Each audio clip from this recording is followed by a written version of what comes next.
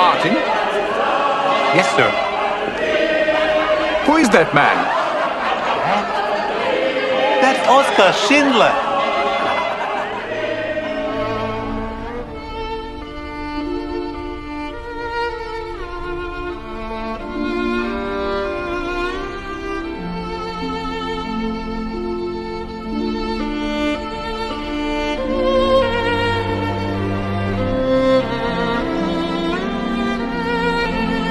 Fala galera do PFC, mais um episódio na área, este é o episódio 201, isso mesmo, rompemos a barreira dos 200 episódios e faremos isso debatendo hoje um dos melhores filmes do Steven Spielberg, A Lista de Schindler, considerado por muitos o seu filme mais maduro, seu melhor filme, e o próprio Spielberg relata que é o filme que dá mais orgulho para ele quando ele vê o material concluído. Tem aí, evidentemente, toda uma questão pessoal do Spielberg, um cineasta judeu, relatando um evento marcante negativamente na história do seu povo.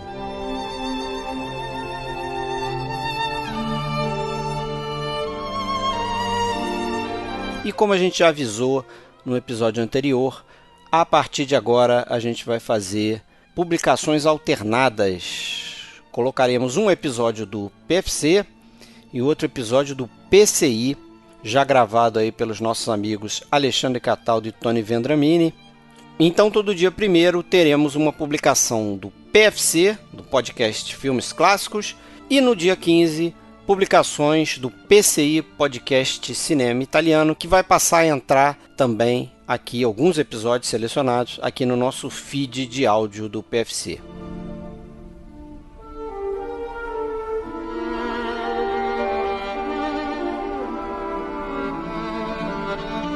Pessoal, se você quiser dar aquela força para o podcast, entra no iTunes, faz uma classificação e deixa um review. Se você escuta pelo Spotify, você pode dar 5 estrelinhas para a gente também, lá na plataforma. E se você quiser entrar em contato com a gente, você pode acessar filmesclassicos.com.br, pode acessar nossa página no Facebook, a gente também tem um perfil no Twitter e no Instagram. Se você quiser acessar o nosso grupo no Facebook, você precisa entrar em contato com Fred Sanjuro ou Alexandre Cataldo, porque o grupo é privado. E saiba também que você pode nos ouvir no YouTube ou em qualquer outra plataforma onde estejam disponíveis conteúdos de podcast.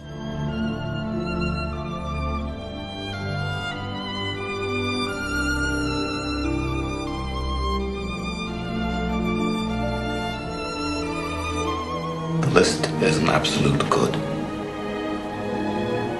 The list is life. All around its margins lies the gulf.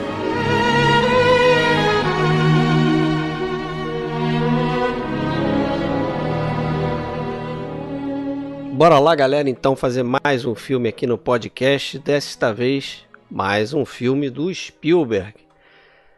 A gente brinca aqui que esse é o ano do noir no podcast, mas a gente pode meio que dizer que também é um pouco o ano do Spielberg, né? Já que a gente tá fazendo aí a lista de Schindler hoje, fizemos uma live e teremos Caçadores da Arca Perdida também esse ano ainda. Bens a Deus. É isso aí. Comigo aqui hoje, Fred Almeida falando do Rio de Janeiro, tá Fábio Rockenbach, fala de Passo Fundo, tudo bem? Tudo bem, tudo frio? Tudo bem, Fred. Vamos lá para mais uma, sempre bom. Isso aí, driblando os ciclones da vida aí, certo? Tá feia a coisa aqui, mas a gente vai, vamos seguir. Vamos lá. E com boa companhia hoje, né? Isso. Sempre. E aqui com a gente também tá Hugo Harris falando de São Paulo. Tudo bem, Hugo? Seja bem-vindo mais uma vez. Oi, gente, tudo bem com vocês? Tudo bem, Fred? Tudo bem, Fábio? Que delícia estar aqui com vocês para falar desse filme maravilhoso do Spielberg. É isso aí. Vocês já notaram que hoje não tem Alexandre, né? Alexandre, por motivo de viagem, não pôde participar aqui do podcast. Então somos nós três aqui. Mas vamos tocar isso legal, vamos falar desse filmaço. Eu não sei como é que foi a experiência de vocês vendo o filme pela primeira vez. Eu espero que tenha sido igual a minha, que foi ver no cinema. Cinema. Ah, eu também, Cinema. também. É? Cinema lotado. Lotado, eu lembro de ver e, porra, que legal, vou ver um filme preto e branco no cinema. Eu me lembro dessa sensação. E eu me lembro também de, na época, ter essa ideia de que, poxa, a gente está vendo agora um diretor maduro. Eu tive essa percepção assim de, pô, é um filme diferente do Steven Spielberg, né? E ele, com o tempo, ele sempre foi considerado assim, meio que um divisor de águas ali, né, na carreira dele. Que ano, né? Ele ensaiava, né, alguma maturidade em alguns filmes anteriores, com A Cor Púrpura, o Império do Sol Império também. do Sol, né? Mas ele vai atingir mesmo, né, o limite máximo aí da capacidade dele quando ele faz o Schindler, né? Ele faz filmes muito bons com A Cor Púrpura e Império do Sol, mas eu acho que eles não chegam perto daquilo que o Schindler alcança, né? E a partir daí ele vai ter essa alternância entre os grandes popcorn dele, né? Assim como o Fábio acabou de mencionar, né? O Jurassic Park no mesmo ano, e outros que vão vir depois com outros filmes mais sérios, como Munique e tantos outros. Eu acho bacana da gente... eu tava lendo vou citar inclusive ele mais tarde. Tem um cara que é um autor canônico, né? Que é o Jonathan Rosenbaum. E o Rosenbaum, ele é muito crítico da obra do Spielberg, né? E o texto dele da lista de Schindler é uma surpresa, porque ele disse que ele esperava, e talvez seja a reação de muita gente, um filme sentimentaloide, nas palavras dele. Eu gosto da Cor Púrpura, eu gosto do Império do Sol. É aquela coisa de você saber que você está vendo um filme que apela para sentimentalismo, mas você conseguir apreciar outros fatores dos filmes, né? Eu sou muito fã do Spielberg. Mas ele se sentiu surpreendido quando ele viu a lista de Schindler, porque ele achou que ele ia ter uma trinca ali, ia formar uma trilogia de tentativas sentimentaloides em excesso. E logo o Rosenbaum, que é um cara extremamente crítico de quase todos os filmes do Spielberg, não gosta de Spielberg, ele escreve um longo texto dizendo o quanto ele se sente agradecido pelo filme que o Spielberg fez. A gente pode voltar, eu vou voltar mais para ele mais à frente para falar de uma outra questão envolvendo a representação do Holocausto no filme, mas eu acho que o Rosenbaum é uma boa referência, né, para essa surpresa de todo mundo. Tem vários autores que falam, né, criticam ele de uma forma ou de outra, mas acho que é interessante esse caso aí, né, depende da referência, né, quer dizer, da expectativa de novo. O cara foi com uma expectativa e se surpreendeu. Esses dois filmes que o Hugo citou aí, inclusive o Spielberg diz que foram filmes importantíssimos para ele se preparar na direção da lista de Schindler. Ele mesmo dizia, né, essa história começa cerca de 82, 83 ali, logo depois que ele lança o ET, né, o extraterrestre, que o então chefe da Universal Studios aborda ele, o Sid Sheinberg, aborda ele dizendo que comprou os direitos do livro de um cara chamado Thomas Keneally e que tinha comprado pensando justamente no Spielberg para dirigir. O livro se chamava A Arca de Schindler, né? Schindler's Ark. Você leu um pouco desse livro aí, não foi, Fábio? Tá lendo? Tô lendo. Tô 10% do livro e depois a gente fala um pouquinho sobre ele. E o Spielberg falou pro Sheinberg que eu não tô seguro para fazer esse filme, né? Porque, evidentemente, o Spielberg sendo judeu, mesmo se ele não fosse, né? Acho que ele teria a maturidade suficiente. Ele tinha lançado o ET duas semanas antes, né? Ele mesmo comenta, a gente estava comemorando a bilheteria e o Scheimer chegou com esse livro e falou, não, peraí, não é o momento. Não é o momento, né? É um assunto muito complicado, assim, de você abordar de qualquer jeito, vamos dizer assim, né? Você tem que ter uma maturidade, você tem que pensar muito bem como você vai abordar esse tema, e mesmo assim você vai errar, né? Como a gente vai ver na história. Não, e tem um envolvimento emocional dele, né? Então isso também é um grande desafio para ele na hora de abordar uma história como essa. Então não é apenas a dificuldade da abordagem, da realização, da sensibilidade em relação ao tema, mas é também uma coisa particular, né? Isso, um caminhão de questões particulares. Isso. Esse projeto tinha de 20 anos, né? O projeto, enfim, a história surgiu a partir do Leopold Page, é o nome americano, né? Que o Pfefferberg, que é um dos personagens do filme, ele adota. Paul Deck Pfefferberg. E ele, desde 63, ele tinha a ideia de produzir uma cinebiografia do Schindler. Inclusive, ele tentava fazer com que o próprio Oscar Schindler gravasse uma série de entrevistas para a TV, só que o Schindler morre 10 anos depois, lá em 73, 74. O projeto não vai para frente, né? E passa mais um tempo até que o Pfefferberg, que tinha uma loja de bolsas, né, de malas, em Beverly Hills, é isso? Isso. Beverly Hills, né? Ele acaba encontrando por acidente com o Thomas Keneally, que foi lá comprar uma mala, etc e tal. Ele pergunta o que o Keneally fazia. Não, eu sou escritor. Ele falou, não, eu tenho uma história para ti. Mas até chegar ali, né, já são quase 20 anos em que ele tentava fazer o mundo conhecer essa história do Schindler, e sempre ele tentando e batendo em cima até conseguir fazer com que o Keneally escrevesse. E a obra ganhou inclusive um prêmio. Ganhou o prêmio Booker Prize quando foi lançado ali em 82, mais ou menos junto com o filme com o ET do Spielberg. Né? E é interessante essa história, né? Porque hoje, por conta do filme, evidentemente, a gente tem essa história como uma história famosa, né? Conhecida, né? Mas você pensar que esse cara fez isso e, pô, em 63, como você falou aí, alguém estava pensando em contar essa história, quer dizer, cerca de 20 anos depois do ocorrido, né, mais ou menos, que isso ficou na total escuridão, e isso só veio à tona mesmo quando saiu o livro do Keneally, né, em certa medida, mas claro que o impacto do filme do Spielberg é muito maior, né, quase, sei lá, 50 anos depois, né. É interessante que a história não acabou aí, né, porque aí depois vão ser mais 10 anos trocando de mãos, né, até o Scorsese, por um tempo ele teve a adaptação nas mãos dele, né. Isso. E esse foi em 1990, mais ou menos. O Scorsese tinha receio porque ele tinha acabado de filmar A Última Tentação de Cristo, ele estava envolvido com Os Bons Companheiros. O Spielberg queria produzir o filme para ele, Queria né? produzir para ele, e ele falava, não, eu não sou judeu. Isso aí tem que ser feito por um judeu. E aí a ironia é que o Spielberg, ele era um judeu com um passado mal resolvido com o próprio passado judeu, que ele tinha vergonha de ser judeu. E aí tem toda uma confluência de fatores ali dele se redescobrir, redescobrir a própria história.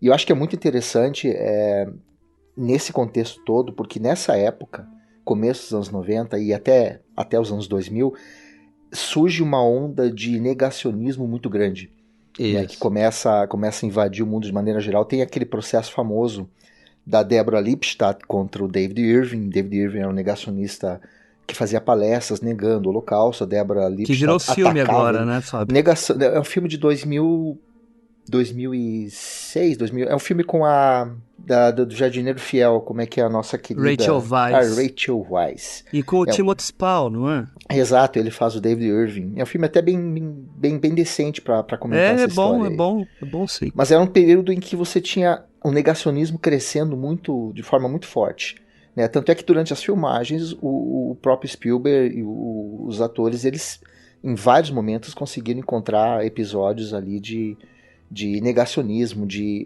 suásticas pintadas no caminho do set. Eles indo pro caminho do set, né? Inclusive tiveram problemas com antissemitas mesmo, que chegaram a fazer aquele gesto da degola, né, para um dos atores. Michael Schneider, né? O Ben Kingsley teria revidado. O Ben Kingsley teria partido para cima do cara, né?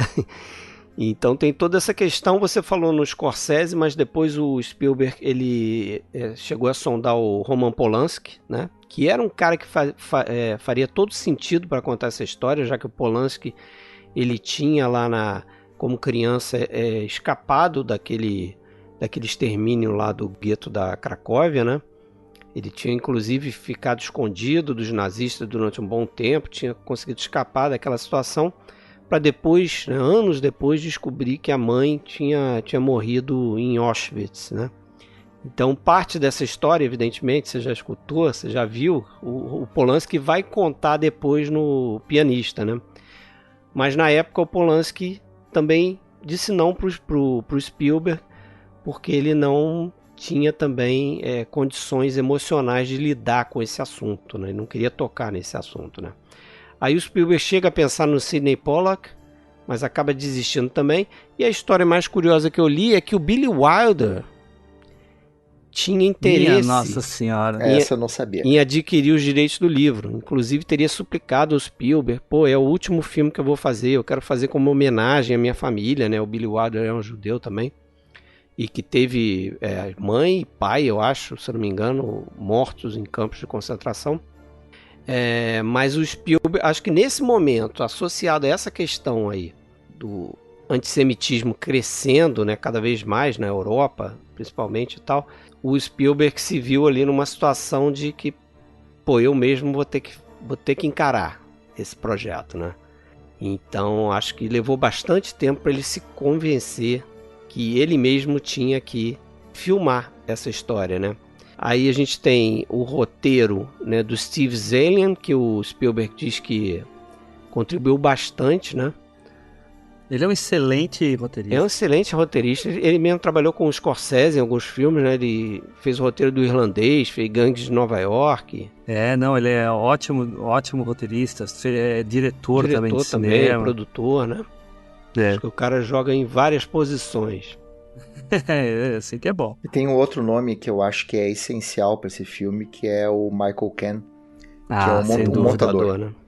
Que para mim a montagem desse filme ela é exemplar a ponto de eu poder usar o filme inteiro para falar sobre montagem e como você consegue usar a montagem, não só para dizer muita coisa, mas para fazer um filme de 3 horas e lá vai pedra. Extremamente pesado, fluir na nossa frente, porque ele envolve a gente a partir da montagem, né? Não, ele trabalha muito bem as elipses, né? De modo e genial. várias ironias que ele também trabalha com a montagem. Algo que eu li, mas eu não notei, mas na próxima vez eu vou prestar mais atenção. Eu li um pedaço de um livro chamado Citizen Spielberg, que o autor ele ressalta muito a questão do som do filme também, né? Que é muito rebuscada, ele utiliza o som para fazer também algumas passagens e a gente fazer chama umas associações. De cola sônica, né? Que ele vai juntando cenas. Na verdade, sendo muito sincero, esse é aquele tipo de filme que qualquer elemento que a gente for comentar aqui, ele é usado na sua máxima capacidade. Assim. A fotografia é incrível, a aplicação da música é incrível, a arte é incrível. Assim, para mim, ele é todo perfeitinho na utilização desses elementos. A fotografia, por exemplo, o Fábio falou de poder fazer uma aula inteira de montagem, de fotografia, então, cara, você consegue trabalhar diversas questões da gramática cinematográfica por meio só desse filme.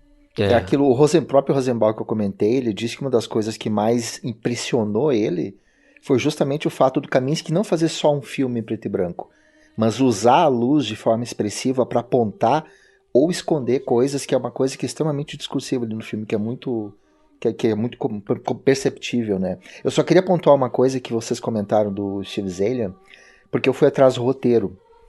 Porque eu tava... e tem aquela coisa, exatamente o que tem no roteiro e o que é contribuição, por exemplo, do montador. Né? Qual é o mérito do Michael Caine e qual é o mérito do Steve Zaillian.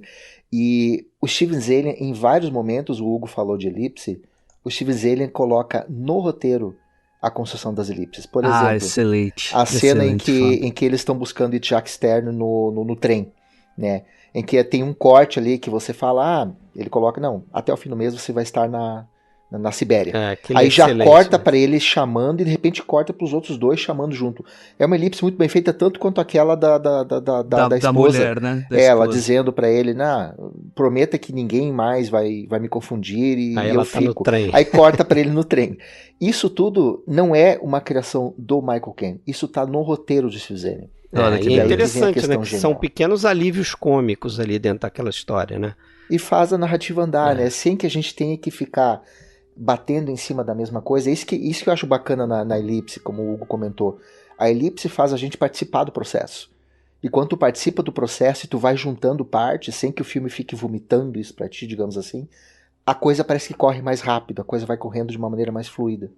Mas, Fábio, eu concordo muito com você e é muito legal saber que isso vem do Zaillian. E por isso que o cinema é uma coisa maravilhosa, por ser uma arte colaborativa, né? Então a ideia vem do Zalian e aí o Michael Kahn consegue executá-la com o timing perfeito para atingir o resultado que foi proposto pelo Zalian lá atrás de forma bem precisa. Isso sem contar, né, aquele monte de montagens alternadas e paralelas, que tudo isso sim é criação total do Michael Kahn. Né? A formulação da lista, por exemplo, essa é uma cena que eu uso em aula mesmo, né? Na verdade não é uma cena, uma sequência, né? Em que são 10 minutos dessa criação dessa lista, alternando com todo o processo da negociação com o Goethe, da conversa com o outro empresário, do resultado depois, né, sendo chamados os nomes dos judeus do Schindler. Então toda essa mistura é um mérito do Michael Kahn de forma muito contundente. Tem a cena do beijo ali também, né? Eu tô chamando de cena do beijo, mas que ele também faz algo semelhante, que ele intercala ali aquele momento do casamento. Tem o casamento acontecendo ali em um dos barracões, tem o Schindler numa boate, dele, né? O aniversário vinha um pouco depois, né? Tem o Schindler numa boate, meio que paquerando lá a cantora e tal, e ela senta no colo dele, não sei o quê, e ele fica fazendo corte para uma coisa muito sombria que está acontecendo, que é quando o Eamon Gust, né? O personagem do Ralph Fiennes desce no porão, né? Da Ellen Hirsch. Isso, e encontra a personagem lá que se chama Helen Hirsch, né? Inclusive tem toda aquela conotação ali sexual ali dos seios dela aparecendo, que é justamente para aparentar essa fixação que ele não conseguia esconder, mas ao mesmo tempo que envergonhava ele dessa pulsão sexual que ele sentia por ela. Aquela ali eu acho que é uma das melhores cenas do Ralph Fiennes no filme, né? Você sente ali a apreensão dele, né? O conflito dele, né? O desejo por ela e ao mesmo tempo aquela lógica falsa que ele tem. Não, né? o próprio asco que ele tem, né? Ele tem o asco e ele tem essa atração. Essa atração, né?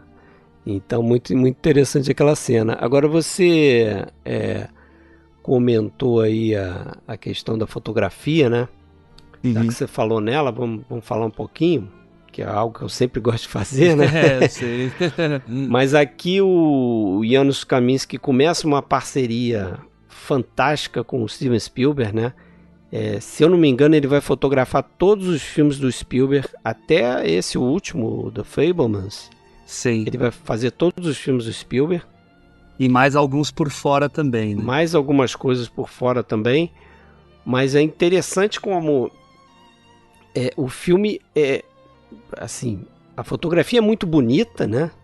Vamos dizer assim, para quem aprecia a fotografia. A gente até já comentou isso, né, Fábio? Essa coisa de que às vezes as pessoas confundem fotografia bonita com belas paisagens, né?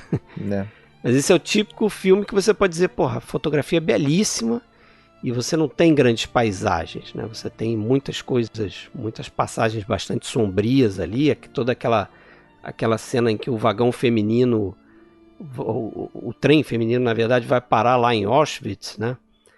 Aquilo tudo é muito esquisito, muito sombrio, mas é também lindamente fotografado, né? E o Kaminski, ele diz que se inspirou em várias fotos de um fotógrafo chamado Roman Vishniak, que foi um cara que registrou ali a vida dos judeus do leste europeu entre as duas grandes guerras, né? Então, mais ou menos ali entre 1920 e 1939, ele faz uma coleção de fotos e publica um livro chamado A Vanished World, que seria um mundo que se acabou, né? Que não existe mais. E é legal que o Kaminski tem essa ideia, que ele sempre tenta colocar ali na fotografia do filme, nem sempre ele faz assim, é claro, mas que os alemães eles são fotografados de uma forma mais expressionista. Então você tem aquele contraste alto, né, de claro e escuro ali, o chiaro escuro, né? E os judeus, ele tenta fotografar de uma forma mais naturalista e tal, então a iluminação é mais equilibrada, né?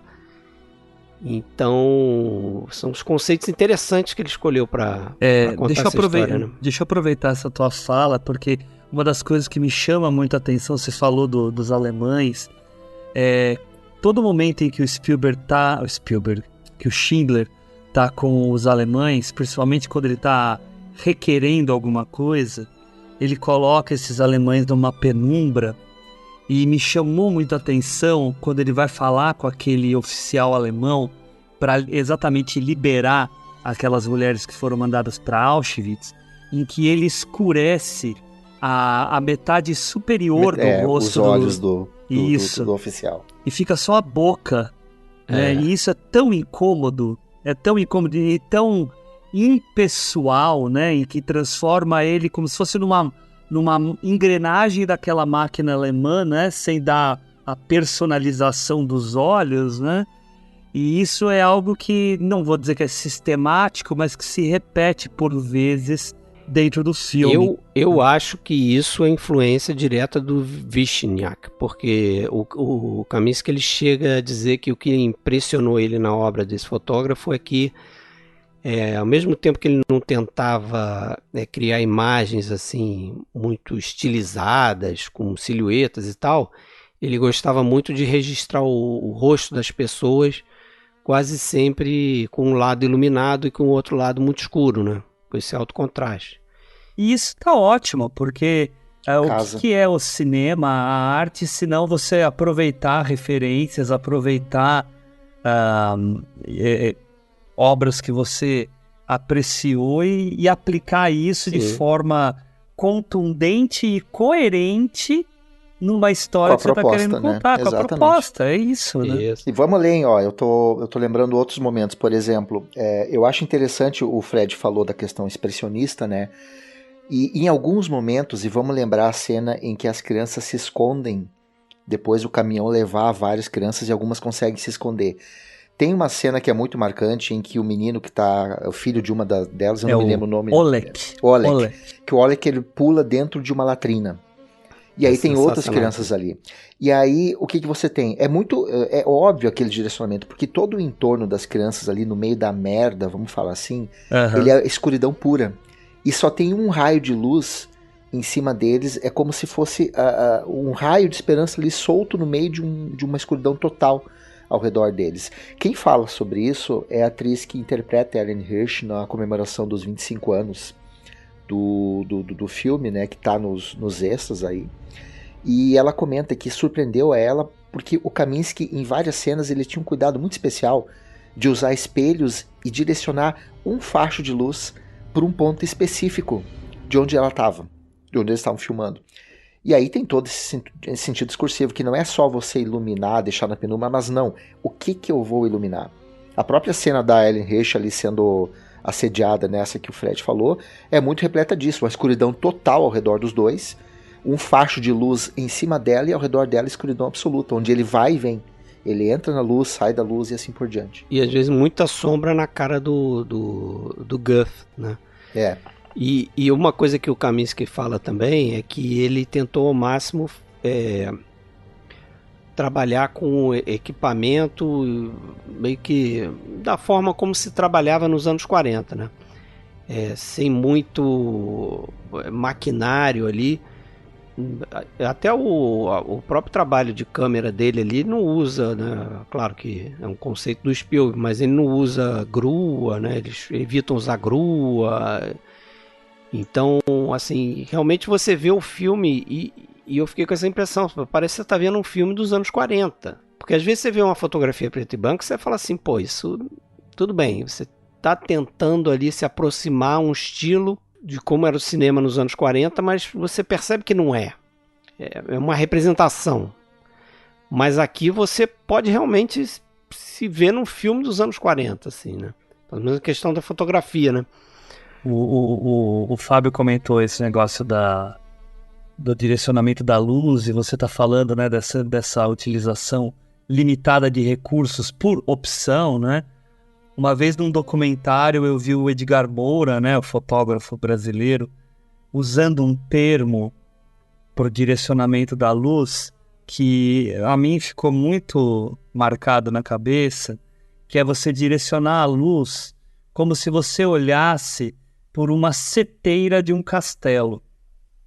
Então, a seteira do castelo, o que que ela é, né? Ela é uma pequena brecha, fresta, né, que você tem na entrada do castelo, onde o cara que usava o arco e flecha para atingir as pessoas conseguia passar a flecha por lá, mas ele ficava protegido porque era uma abertura muito limitada. Então, quando você faz isso na fotografia, o que você está fazendo, né? Você está restringindo de forma bem extrema por onde a luz vai sair, exatamente para fazer esse direcionamento que o Fábio usou muito bem o exemplo do Oleg na latrina, né? Que faz a gente ter a noção da entrada desse fio de esperança pelo buraco é totalmente justificado, né? Porque Isso, é o buraco da latrina ali, né? Então a luz está justificada, né? Está justificada, só que assim, as pessoas que veem o filme, elas percebem essa justificação, mas a execução, ela não pode ser simplesmente feita você colocando a tampa redonda na frente. Você precisa ter esse cuidado mais apurado para direcionar, dar essa noção e ao mesmo tempo conseguir o que você quer. Até porque ali a luz estoura, mas ela estoura de forma calculada, né? Ela é para estourar no rosto deles ali, né? E tem uma outra lógica ali que é interessante, que é o uso da câmera na mão e como ele usa isso, porque quando a gente observa os judeus conversando entre si, andando, correndo, ou mesmo em cena em que eles estão mais estáticos, a câmera na mão é uma câmera nervosa, você sente que ela se move mais, que ela treme mais, mesmo em cenas onde ela está estática. Quando a gente tem o Schindler em situações que ele está no comando, no controle, a própria cena da apresentação dele, que eu acho exemplar, a câmera ela é controlada, ela é muito mais estável. E essa diferença de como a gente vê o Schindler no mundo dele e os judeus na situação que eles se encontram, a gente consegue perceber pela maneira como ele vai ou não tremer mais ou manter estável a câmera. Tem um contraste aí, né? Exatamente. E ali ele tá, quando ele tá junto com os judeus, geralmente ele tá colocando a câmera como uma testemunha ali, né? Exatamente. Isso, na altura dos olhos, né? Que é muito também essa figura do próprio Ben Kingsley, né? Fazendo essa conexão, que foi até uma história interessante que eles contam nesse encontro aí de 25 anos, né? No festival de Tribeca ali, que ele fala, né? Que ele pergunta para o Spielberg, né? Qual o meu papel nesse filme, né? O meu personagem, ele representa o quê? Qual a função dele no filme, né? E o Spielberg fala para ele, você é uma testemunha, né? E é interessante que ele responde, né? Ele responde consciência. Consciência. Aí os dois apertam as mãos. Os dois chegam no acordo, né? Exato. Mas é interessante, você que está lendo o livro, não sei em que ponto você está, mas o que eu li foi que, assim, evidentemente, muito dessa história, né? São fatos, né, que aconteceram ali com aquelas diversas pessoas, mas você tem uma coisa que o livro faz e que o roteiro do Saliern faz também, que é juntar 3 pessoas reais no mesmo personagem, do Isaac Stern, que é uma junção de 3 caras ali. Um deles era o gerente da fábrica do Schindler, o outro era um sujeito que foi estenógrafo do Goethe. Esse gerente, inclusive, teria participado da própria confecção da lista. Não, parece que esse é um terceiro cara. Esse é um supervisor, também da fábrica do Schindler, que é o cara que participou da confecção da lista. Foi esse que, inclusive, não colocou na lista quem não podia pagar, né? Porque tem essa história que teve judeus que quiseram entrar na lista e enquanto o Schindler negociava de outro lado, esse cara estava fazendo a lista, estava compondo a lista e alguns judeus acabaram ficando de fora porque não conseguiram convencer ele a entrar na lista. É uma história um pouquinho mais escabrosa que acabou ficando fora do filme. Tem uma filtragem. Interessante isso, hein? Interessante. Mas é um personagem interessante também, né? Porque muita gente às vezes critica, eu li isso, pessoas criticando o filme porque, de certa forma, o Spielberg escolheu contar uma história sobre o Holocausto que passa por o ponto de vista de um alemão. Então outras pessoas vêm com contraponto dizendo que, pô... Que pena que a história aconteceu, né? O que a gente vai fazer? Pois é. O que eu vou dizer? Mas, e aí de outra forma também, será que atrairia o Spielberg contar uma história pura e simples do Holocausto, assim, de uma família que sobreviveu ao Holocausto? É claro que ele está interessado também numa história que possa causar um impacto.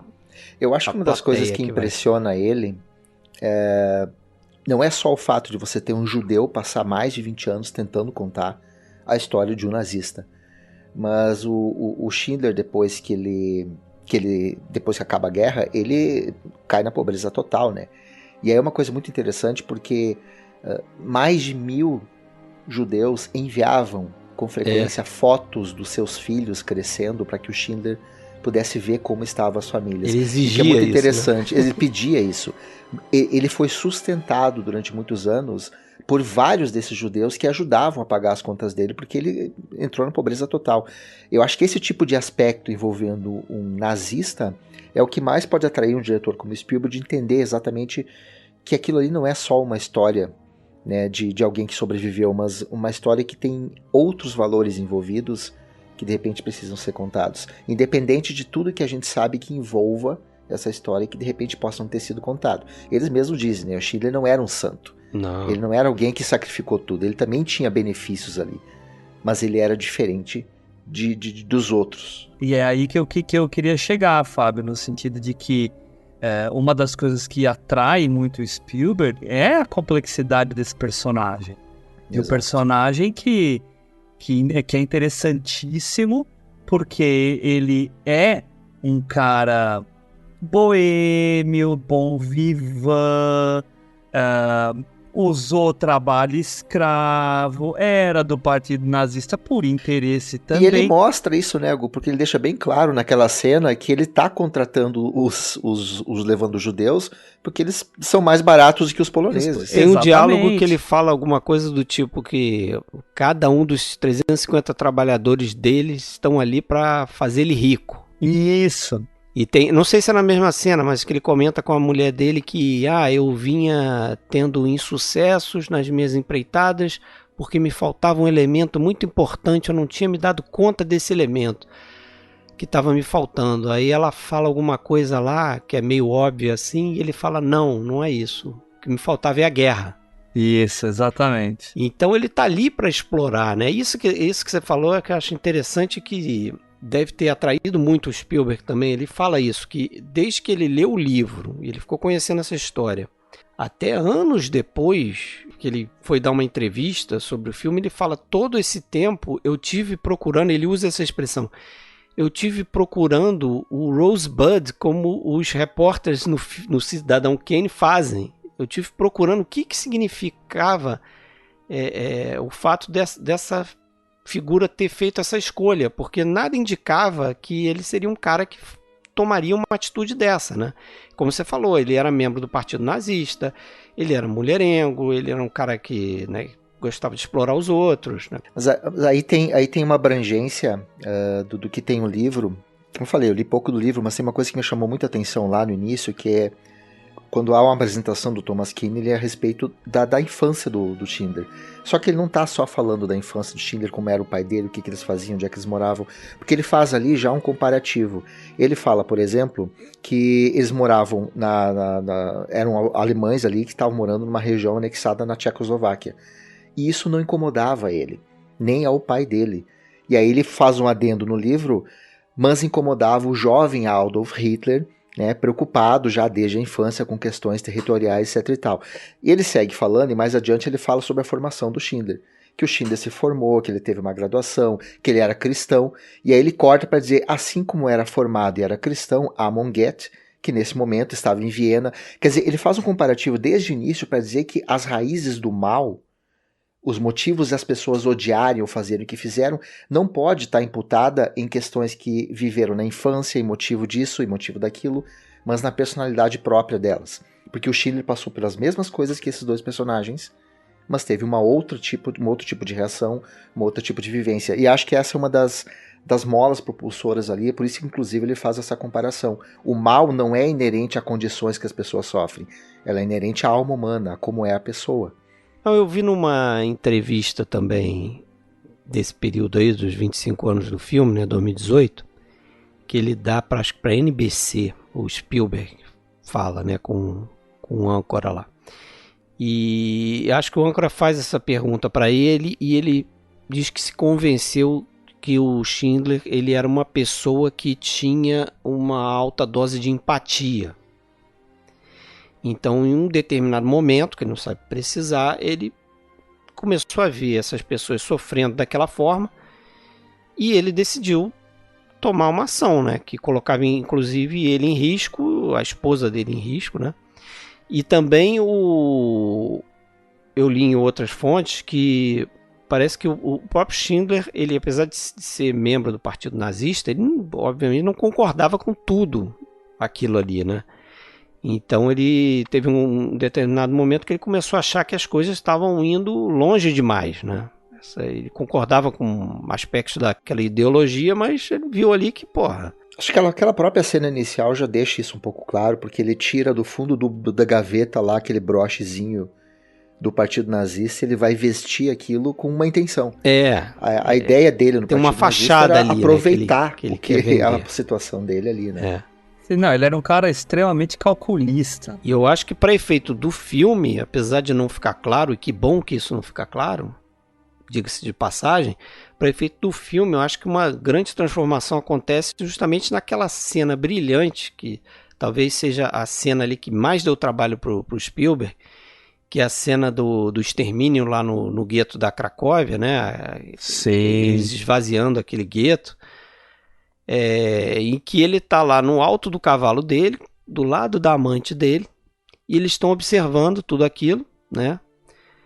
Lá do alto de um morro ali, de uma montanha. E naquele momento, pra mim, é um momento chave ali pro personagem dele. E o Liam Neeson arrebenta, né?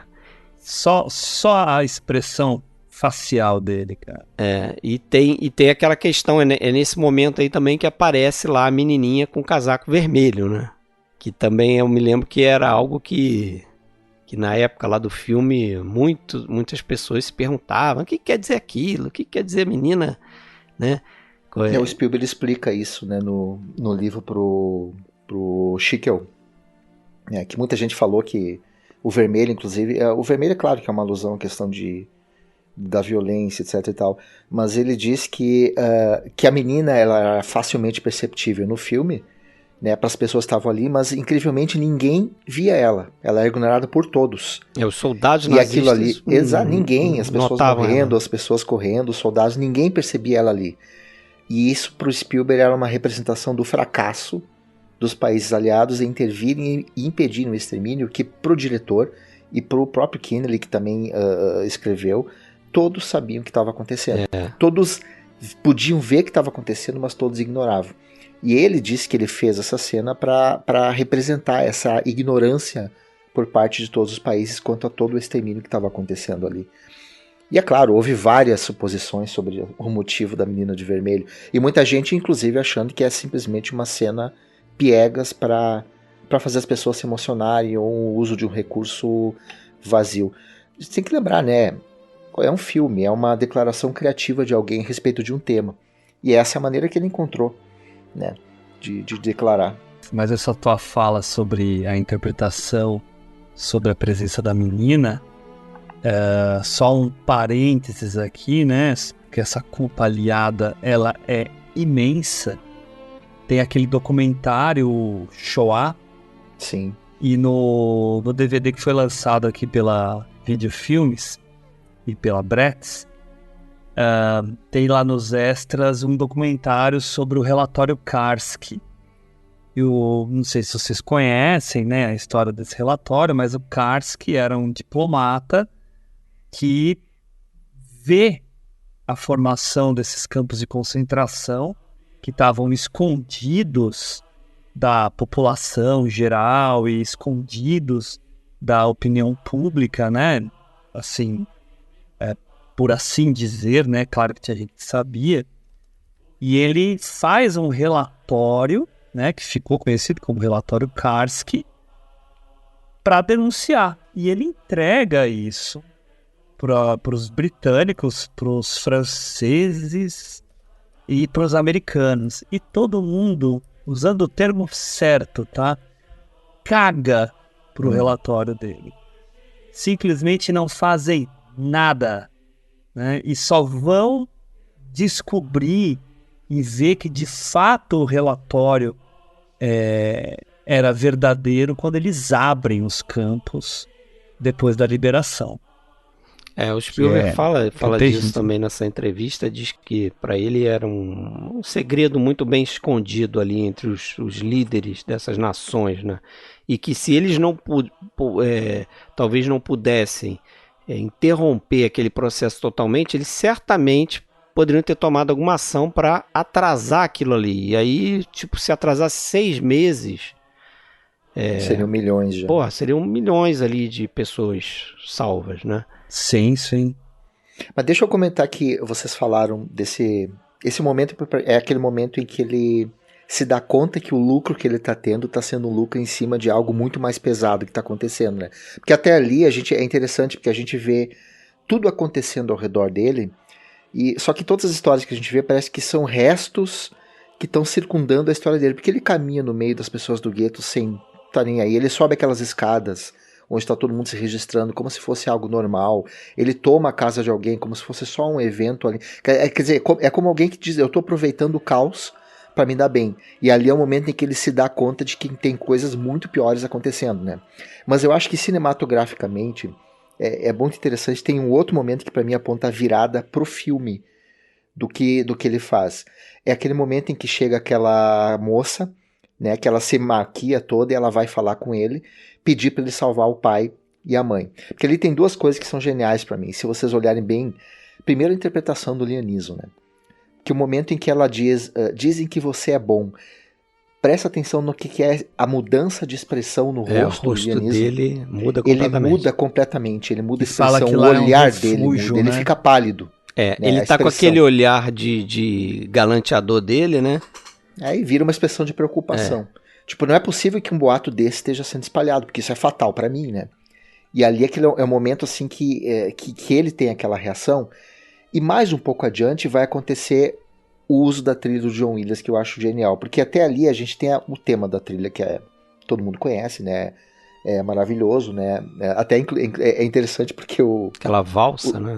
O John Williams, ele foi chamado do Jurassic Park também direto, ele teve que virar a chave, né? E ele viu as cenas do filme, ele falou pro Spielberg, não, eu não sou o cara que tu procura pra esse filme, eu não tenho capacidade pra musicar isso. Aí o Spielberg teria dito pra ele, não, eu sei, mas todos que poderiam fazer estão mortos. E aí ele chama o Itzhak Perlman, que é um violinista, violinista, né? Pra tocar as peças musicais que ele vai compor.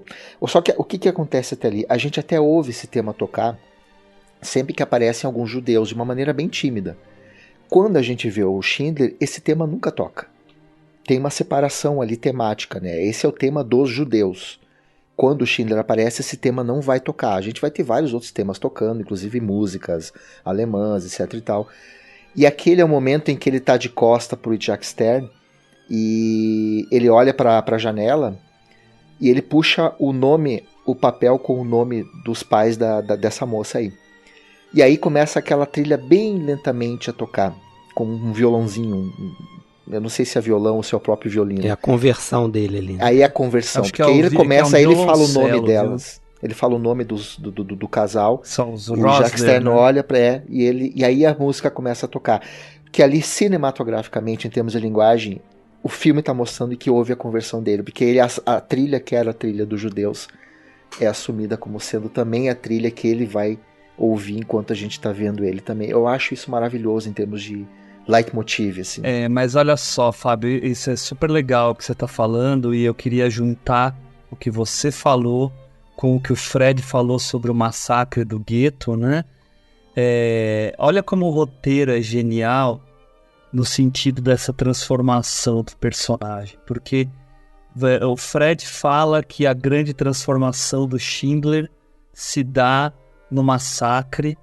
Você está mencionando o que vem, eu acho que é um pouco depois, né? Que são os pais da menina, né? Porque eles já estão dentro do campo de concentração de Plaszow. Mas antes dessas duas situações, tem uma outra situação também que acontece, que para mim é o início da virada dele, que é aquele velhinho sem braço que vem agradecer a inclusão dele como funcionário essencial, porque ele fica tão revoltado com a presença daquele homem, mas aquela revolta e até um certo desdém que ele faz com esse homem mostra para mim e para todos nós, né, que ele começa a se condoer Tem uma da faísca situação ali, né? dele. Tem uma acho que ali faísca. já tem um elemento de empatia dele, né? Porque Isso, você vê, exatamente. ao mesmo tempo que ele fica Mas que ele puto, resiste, que, né, pô, Fred? peraí, exatamente, ele fala pro Stern, né? Ele fala, pô, eu tenho um funcionário que só tem um braço, né? Aí o Stern até acho que entra num carro lá e fala, não, que o cara é essencial, não sei o que, é um dos melhores, faz não sei o que lá, trabalha com prensa e tal. E ele não, e você vê que ele não tem nenhuma atitude em relação àquilo, né? Se ele fosse um cara sem empatia, ele provavelmente ia dar umas porradas no Stern e ia mandar embora e o Stern ia sofrer com isso, né? Mas você vê, o fato dele aceitar, acho que já mostra esse elemento. E depois ele vai lá reclamar do assassinato desse mesmo velhinho. Isso é uma coisa que eu acho que o Spielberg consegue fazer com maestria também, né, nesse filme, a partir do roteiro do Zeylan, porque o que eu li é que o Spielberg teve esse embate com o Zeylan no sentido de que o Zeylan tinha escrito os primeiros drafts dele, do roteiro, de forma muito vertical, no sentido de contar a história do personagem do Oscar Schindler. E o Spielberg insistia que queria uma coisa, que um approach fosse mais horizontal, no sentido de que eu quero contar a história do Schindler, essa passagem, né, na vida do Schindler, mas eu quero expandir isso de forma horizontal para contar também as pequenas histórias das vítimas, né? E isso é sensacional no filme, Fred. Isso é sensacional, acho que ele faz isso muito bem ali, né? Primeiro assim, acho que o filme tem umas divisões claras ali, e até ele coloca legenda para isso, né? Assim, eu contei mais ou menos os 45 primeiros minutos do filme, ele está apresentando o personagem do Oscar Schindler, outros personagens também, mas você sente que o filme é muito ao redor do Schindler. E em um determinado momento ele quebra aquilo ali e ele apresenta o personagem do Eamon Guth. E aí que as coisas começam a ficar esquisitas no filme, realmente esquisitas, né? Porque o cara é um sádico absoluto, né? Inclusive... É o cara que vai comandar o massacre, né? É o cara que vai comandar o massacre, é o cara que, né, depois vai ser o gerente do campo lá de Plaszow. E dizem que o cara era realmente assim, até mesmo monstro, né? Para os nazistas mais sádicos e perversos e psicopatas, ele era um dos mais. Então o cara realmente era um monstro, ele realmente fazia aquelas coisas que o filme mostra ali, né? Que ele ia lá para a varanda dele lá de manhã e se tivesse alguém parado, dando mole lá no meio do campo lá, ele pegava o rifle dele e matava a pessoa, né? Atirava lá de longe. E diziam até que os judeus eles sabiam, né? As pessoas ali no campo de concentração, eles sabiam até quando o cara saía. A escolha do chapéu, né? Pela escolha do chapéu que ele fazia, e se ele tava branca. de luva branca ou se não tava, assim, se ele tivesse de luva branca e chapéu, você sabia que naquele dia ele ia matar um monte. Então o cara era um psicopata, serial killer mesmo, né? Um né? serial killer que tinha ali, você imagina o que é isso, né? O cara tem o poder absoluto ali, né? E as pessoas viram animais, né? Porque a gente ouve o relato e elas falam esse relato, isso é uma coisa assustadora. Agora, conseguir se imaginar você trabalhando no campo, você olhar para aquela figura saindo, usando o chapéu, você saber o que aquilo significa, o pavor Porque Nossa. você se torna um animal temendo pela sua vida, então, e sabendo que você não pode fazer nada. É uma situação que eu não consigo imaginar algo assim. Eles dizem que eles não olhavam no olho dele, né? Ele podia matar só por olhar para ele. Você estava sempre Aliás, olhando para baixo.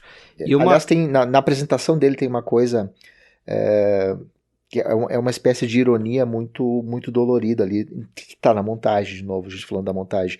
Porque antes a gente ver a primeira vez o Goethe, a gente tem os judeus conversando sobre a vida no gueto. Inclusive verdade, eles dizem, sabe? os muros não são para nos impedir de sair, são para impedir eles de entrar. Tipo, melhor aqui do que lá fora. Há quanto E tempo aí a gente alguém não termina- para pra conversar Exato, aqui, estamos né? conversando. E E alguém aí- termina, a última frase do diálogo o gueto é liberdade. Aí eles começam a sorrir. Corta Corta pro demônio. exatamente para a imagem do Eamon Goethe entrando no gueto com o carro. Vai mudar tudo, né? Aí começa um outro pedaço do filme onde a coisa muda bastante. Não, e tem uma coisa interessante, que tem uma fala, tem uma personagem, daqui a pouco eu quero falar um pouco desses personagens menores, mas tem uma personagem que toda hora ela fala assim, não, mas podia ser pior, né? Podia ser pior. Então essa questão do gueto, né?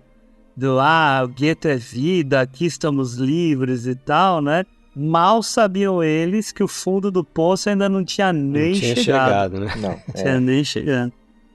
Mas vocês falaram, né, do Goethe, do Schindler, e falaram dessa questão horizontal, né? O Fred comentou dessa questão horizontal. E assim, até para prestar um serviço para quem tá escutando a gente, né? Aqui de cabeça eu vou tentar lembrar, não todos, obviamente, mas olha como esse filme é rico para você usar cada personagem para representar uma camada do tipo de pessoas que foram afetadas pelo Holocausto, pela perseguição, né?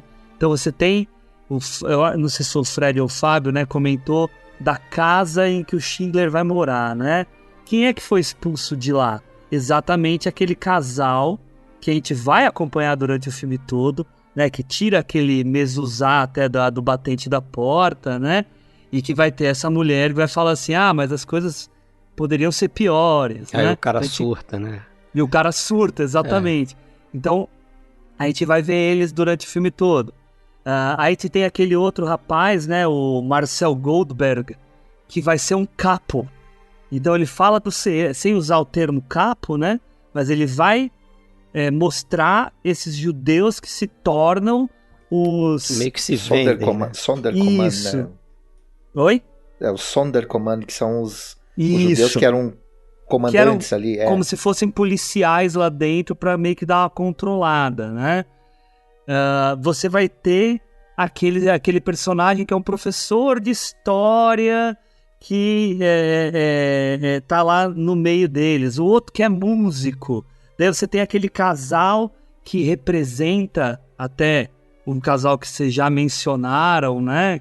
Que até muda o nome, né? Que são os Pfefferberg, que vai ser o cara que fazia o comércio de rua lá no Mercado Negro e que Depois vai vai ser casar... até mecânico lá do Guth, né? Isso, vai ser mecânico do Goethe. O Stern, que representa os caras que vão trabalhar lá dentro. Então, cada um deles está representando uma faixa do tipo de judeus que foram afetados, os investidores, né? Então, todos esses, de alguma forma, ajudam a gente também a entender uma certa sumarização, que, claro, né, é inesgotável falar do Holocausto, mas uma certa sumarização de tudo isso que aconteceu lá, por meio da história do Schindler. É legal que, se tu pensar em termos de composição, é uma espécie de pirâmide, né? Uma pirâmide invertida, porque a gente tem uma base muito ampla que começa com histórias muito separadas, né? E à medida que o filme vai convergindo, o roteiro dá um jeito de ir aproximando todos eles até o ponto em que lá no final a história se tornou uma só. Justamente por conta dessa mescla de várias coisas sendo contadas e elas se somarem para poder contar essa história. Então, se a gente fizer essa imagem, é uma pirâmide invertida, né? À medida que o tempo vai passando, elas vão afinando, eles vão se encontrando e a história vai se Vai tornando uma só. convergindo, né? Isso. Exatamente. O pessoal fica elogiando a Marvel por conseguir botar vários personagens ao mesmo tempo dentro de um filme, né? O Spielberg já tinha feito isso muito melhor no E Schindler. se você prestar atenção ali, é porque o filme, né, tem 3 horas, mais de 3 horas, então às vezes fica difícil você notar isso. Mas se você prestar atenção, cada personagem ali tem o seu arco ali, né? Você tem um pedacinho de história ali, tem Até até aquela mãe com a menina, a né? mãe com a menina, né? Apesar de ele não, é claro, ele não consegue aprofundar na maioria desses personagens, né? Ele fica, Mas eles representam mais, né? Eles representam... ele, Que nem o Rabino que... Isso, O o Rabino, eu ia falar do Isso, o Rabino, porque Rabino, o Rabino, boa. você vê o que acontece com o Rabino ao longo dessa história, né? Até aquele final lá que o Schindler chega pra ele e fala, que dia é hoje? Hoje é sexta, Hoje né? é sexta. Sexta, o hoje que é você sexta. faz na sexta e tal? Aí o cara vai lá, né? Ele volta a ser um rabino, né? Coisa que tinha sido... ele tinha sido impedido de fazer, né? Essa cena é excelente porque ela representa como eles ficaram afastados da rotina da religião a ponto do rabino não se tocar que ele tinha que preparar, que normalmente ele prepararia o sábado. Porque fazia tanto tempo que ele não fazia isso que para ele era uma coisa que já estava meio que até apagada. E ali a gente vai ter um arco que se fecha, né? Porque a gente tem uma pequena cena colorida no início do filme, que é justamente uma celebração, né? São as velas, E né? aí a gente vai ter a vela, e a partir do momento que a vela se apaga, ela é muito legal, que ali é uma elipse que é até simbólica, porque a fumaça da vela se torna a fumaça do trem, Do trem. que depois vai levar eles para os campos de concentração. Outro corte Se excepcional. apaga a vela, se apaga a luz, aí eles entram naquele reino de escuridão, né? A gente vai ter o preto e branco. E aí quando o Rabino chega ali para aquela celebração que ele volta a celebrar, a gente vai ter a velinha colorida. Como se fosse um pequeno rastro de esperança surgindo. É a luz volta da normalidade. voltando. Exatamente, a luz começando a voltar, a cor começando a voltar. E ele usa momentos bem distintos, início e fim. É uma espécie de arco que se fecha, né? Sim, perfeito. A Sim. escuridão que se vai. Aliás, eu acho muito legal aquela cena final, quando ele faz aquele discurso, né? Que a guerra acabou. Porque ali, se a gente fizer parar aquele frame e olhar, tá tudo dito ali, né? Porque a gente tem os guardas lá na parte de cima, né? Com armas prontos para matar os judeus, só que a gente vai ver eles estão atrás de um parapeito que é como se fosse uma grade. Já estão prendendo eles. A gente vai ter o chefe, o comandante ali, que também está atrás de um parapeito de metal, que é como se fosse uma grade. E a gente tem o próprio Schindler atrás de um parapeito de metal, que é como se fosse uma grade. Então a gente tem os judeus ali embaixo, só que eles são os únicos que, de certa forma, por mais que estejam ameaçados, estão livres, porque todos os nazistas que a gente vê já tem uma espécie de prisão, uma grade que está prendendo eles por cima, que já é uma espécie de anúncio do que vem depois da guerra. Eu adoro aquela cena final, aquele plano aberto que o Spielberg dá para aquele discurso final dele. E ali tem um diálogo muito interessante, né? Que o Schindler fala que agora vocês estão livres e eu vou ser caçado como um criminoso. Como né? um criminoso. E aí tem toda essa questão ali que eu me lembro que incomodou muita gente na época, né? Aquela cena que beira ali o melodrama. Que foi ali. inventada. Foi inventada. Aquela história de, podia salvar mais um, mais dois, né? Esse anel, esse pin aqui poderia, né? Esse broche poderia... É o Spielberg meloso, né? pegar, mas tem elementos ali que não são inventados pelo Spielberg, né? Aquela questão das pessoas fazerem lá uma espécie de abaixo-assinado ali, né? De uma declaração do que o Schindler fez por elas e todo mundo assinar, aquilo foi real, né? Aquele lance deles colocarem roupas. Primeiro, o Schindler, nesse discurso aí na fábrica, ele separa para cada uma das pessoas um amontoado lá de tecidos, né? Que eles poderiam depois usar como moeda de troca, né, para conseguir comida ou o que seja, para eles terem uma espécie de valor ali, né?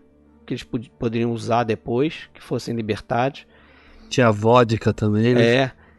E os prisioneiros ali, eles vestiram eles, né, com roupas de fugitivos ali, ele e a esposa. E eu acho que o filme, não sei se o filme relata isso, mas parece que o Schindler ele fugiu com a esposa e com a amante, no mesmo carro, inclusive. Só que não funcionou aquele negócio das roupas lá, de fugitivo e tal, porque eles viram logo, né, pelo aspecto deles que era falso aquilo ali, né? Eu não sabia da história da amante. Mas no filme acho que não aparece, né? Mas Não, acho que na vida real foi assim que aconteceu. E como você falou... Até porque no filme, pouco antes, ele faz uma promessa pra esposa, né? Pra Isso, esposa na voltar. igreja. Na igreja. Não caberia colocar a amante ali na cena final. Que é também uma pitadinha Spielbergiana da questão dá uma da amansada família, na coisa, né? Dá uma amansada, a gente sabe. Mas por falar nisso, cara... É o único filme, eu acho, do Spielberg em que aparece mulheres nuas, né? Sim, Ele não tem essa pegada, né? Ele é sempre essa coisa mais família, mais recatada, né? Mas nesse filme a gente vê várias vezes mulheres de seios de fora e tal, porque são as amantes e a própria questão da violência também, né? Que o Spielberg não é um cineasta que utiliza muito violência nos filmes dele. Mas assim, ele mesmo diz que, ele nem se preocupou muito com essa questão de violência, o que ele estava mostrando, né, a mais, ou tal, e tal, porque ele sentia que o tema não tinha como fugir disso, né. E é interessante porque aí a gente pode até partir para esse lado das críticas, né, que ele recebeu, diversos aspectos, diversas direções, inclusive. Essa questão da violência, teve gente atacando ele, porque naquela cena do banho das mulheres, né, que elas estão entrando... muito para falar disso. Pois é, elas estão entrando naquela câmara ali e elas não sabem se o que vem vai ser água ou gás, né? Elas já escutaram histórias de que aquilo ali é uma câmara de extermínio. Eles plantaram a história, né? E quando eles entram lá tem aquele suspense, aquilo aconteceu, né? De verdade, isso é relatado ali aquelas imagens que ele registra. Edith Wertheim é o nome da sobrevivente que relata isso. Então, e realmente houve aquela tensão. Então tem gente criticando, dizendo que ele deu uma amansada ali, porque o certo era, sei lá, entrar ali e você, né, outro cineasta iria mostrar as mulheres morrendo na câmara de gás. O Spielberg, né, fez aquela história toda ali para depois sair água e tal. E tem gente criticando ele porque é desnecessário mostrar uma violência gráfica naquela cena em que o Guts dá um espetacularização, tiro, né? Dá um tiro lá de cima e mata o garoto, né? Mata outras pessoas no campo, que ele ficava atirando com o rifle dele e tal.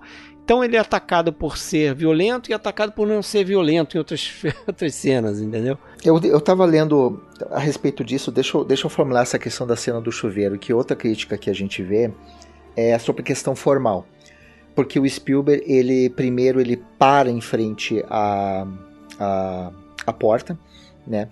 E é um aspecto bem interessante que eu já vi, e eu respeito bastante essa ideia, mas que depois, em termos de narrativa, em vez de ficar ali, já que ele parece que ele vai mostrar de fora, ele entra.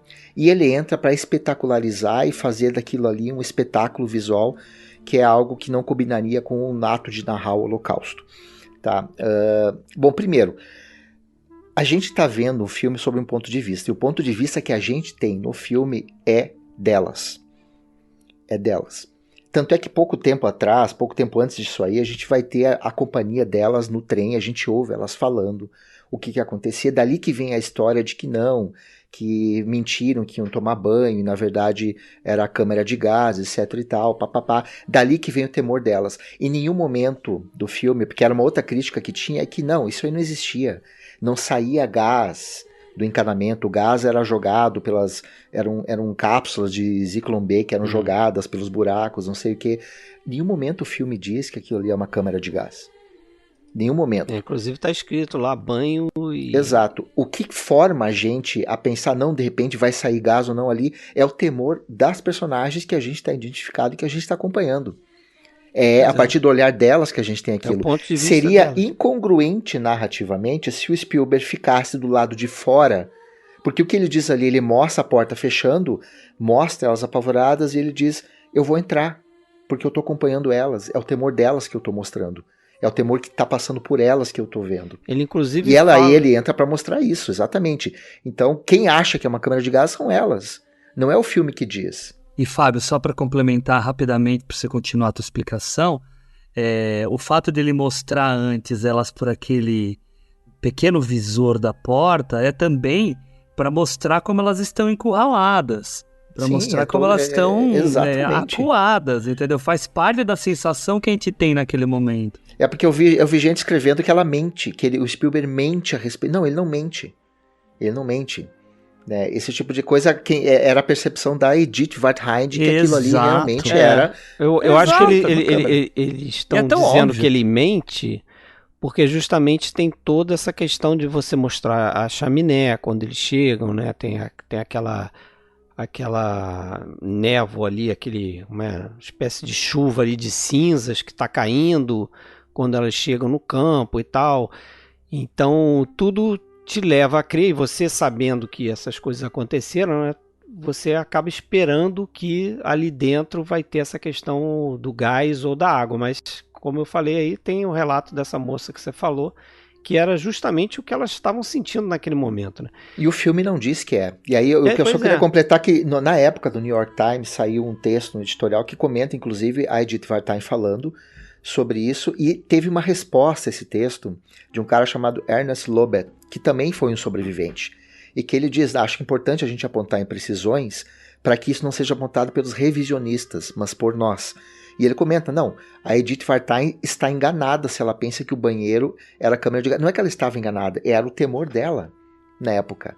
É isso que está acontecendo. Mas o que eu acho interessante no depoimento do Ernest Lobet, que vai em direção de uma coisa que eu acho que é interessante a gente comentar depois, é que ele termina toda a declaração dele falando que, inclusive, que os judeus do Schindler nunca chegaram perto de serem executados. Que o máximo que aconteceu foi eles tomarem banho, que era o que acontece na cena, e serem conduzidos para um outro acampamento. Ele termina dizendo o seguinte, é impossível se retratar num filme o horror de Auschwitz ou qualquer outro campo de extermínio em que a gente esteve. Mas o filme de Spielberg dá a essa geração pelo menos uma ideia do que a gente passou. E é esse o ponto que a gente tem que chegar. Aí é o ponto exatamente é o ponto que eu queria chegar. Porque realmente eu li essa crítica também, inclusive um crítico fazendo um comentário mais específico no sentido de que o cinema americano, né, o Anton Keyes, dizendo que o cinema americano de Hollywood não tem formas de representar uma história como a do Holocausto, né? E nesse texto aí desse livro do Cidadão Spielberg que eu mencionei, o autor mesmo fala assim que as pessoas às vezes não conseguem perceber que não é todo mundo que vai sentar lá na frente do Shoah, esse documentário que o Hugo citou, que tem mais de 9 horas, e vai ouvir todos aqueles depoimentos. Quem já viu o documentário sabe o que eu estou falando. É uma série... É o melhor documentário de todos os tempos, para quem quiser ver. É um documentário excepcional, assim, mas é basicamente as pessoas relatando, contando as histórias, né? Você não tem uma imagem de campo de concentração, né? Imagem de arquivo, nem nada. Só imagens dos campos na época em que o filme foi feito. Isso. Não tem imagens da época mesmo, né? Não, nenhuma imagem de arquivo. Mas não são todas as pessoas que vão fazer isso, sentar para ver esse documentário. Não são todas as pessoas que vão buscar os livros de história e os relatos e vão ler lá o diário de Anne Frank, entendeu? O Rosenbaum diz isso que tu tá dizendo. O próprio Rosenbaum, que tanto critica o Spielberg, ele cita o Shoah. Ele fala do uso da técnica do Spielberg, mas ele fala que o mérito é conseguir alcançar pessoas que jamais vão ver um documentário de 8, 9 horas. Exato. E aí... Não, gente, e assim, desculpa, Fred, só para complementar essa parte. Eu acho muito injusto querer comparar um filme ficcional com um documentário. São propostas completamente diferentes, apesar de temáticas aproximadas. Cada um tem um tipo de indexação, cada um é uma coisa diferente. Não dá para você avaliar uma ficção pela barra, pelo estilo do documentário. Eu acho que isso daí é... Mas aí tem uma outra questão aí também, que está relacionado com Schindler e com uma minissérie chamada Holocausto, que acho que foi da NBC, que passou na década de 80. Eu cheguei a ver essa minissérie, que algumas pessoas identificam que nesse momento aí, e depois com o filme do Spielberg, A Lista de Schindler, começou a haver uma espécie de americanização do Holocausto, como eles colocaram, né? Essa história, isso é uma coisa que realmente a gente tem que refletir. Essa história passou a ser muito explorada pelos americanos, né? E se você considerar que a população judia nos Estados Unidos não é tão grande assim em relação à população inteira dos americanos, apesar de que você tem muitos judeus em posições estratégicas ali, né, de riqueza, né, até se você vê a história dos estúdios, né, de Hollywood, tem muitos judeus ali, né, donos de estúdio e tal.